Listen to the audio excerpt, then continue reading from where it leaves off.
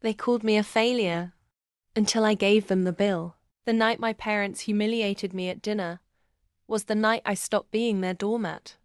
We were at one of their favorite upscale restaurants. They always insisted on going somewhere elegant, which, of course, I always paid for quietly, without recognition. They never asked how. They never cared. My brother golden child extraordinaire was there too, sitting smug with his designer suit.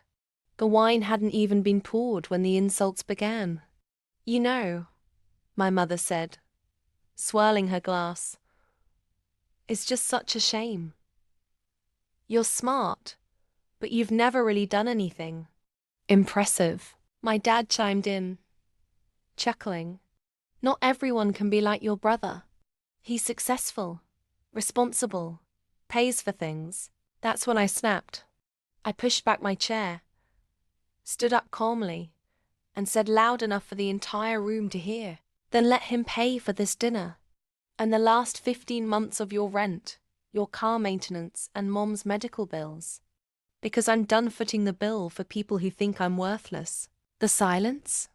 Deafening. My dad blinked. "What bills?" I turned to my brother, whose face had gone pale. "You didn't tell them, did you?" I said. "You've been taking all the credit for my money." Turns out, the so-called family prodigy had been lying for over a year. Every time I wired rent money to my parents' landlord, he told them it came from him. When I paid for my mom's dental surgery, he swiped the thank you card and claimed it. Even when I paid their debt. Why? Because I was the quiet one. The black sheep. The daughter with a tech job nobody understood. Meanwhile, he told them I was a struggling dropout who still hadn't figured things out. And they believed him. But here's where the revenge kicked in. I didn't just walk out that night. I'd been preparing.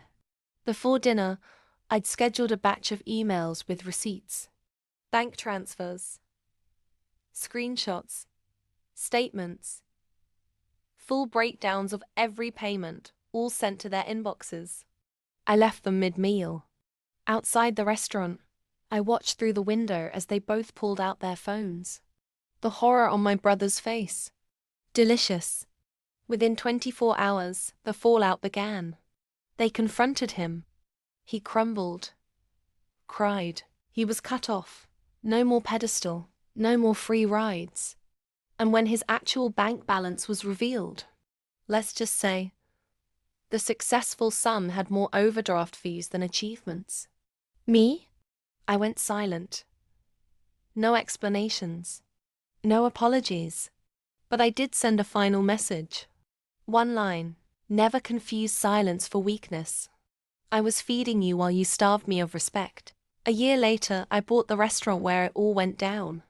Renamed it the Black Sheep. Sometimes the quiet ones are building empires while you're busy talking. If you felt that, if you're done being underestimated, and you're ready to hear more true revenge stories where the underdog wins, smash that subscribe button.